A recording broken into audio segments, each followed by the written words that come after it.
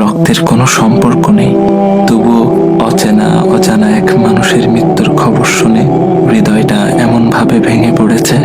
এই ব্যথা কি আগে কখনো অনুভব করেছি? নিজেকেই প্রশ্ন করি।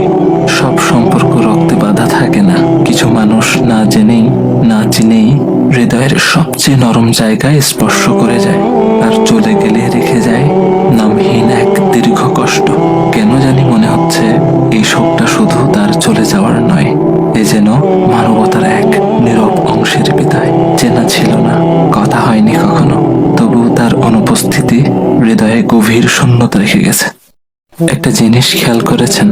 আমার ভাই ওসমান হাদিকে গুলি করা হলো জুমার নামাজের পর, আর তিনি তার রবের ডাকে সাড়া দিয়ে চলে গেলেন জুমার রাতে। কত সৌভাগ্যের মৃত্যু! আল্লাহ সুবহানাহু ওয়া তাআলা আমার ভাইকে শহীদ হিসেবে কবুল করুক, জান্নাতের উচ্চ মাকাম দান করুক, শোকাহত পরিবারকে ধৈর্য ধারণ করার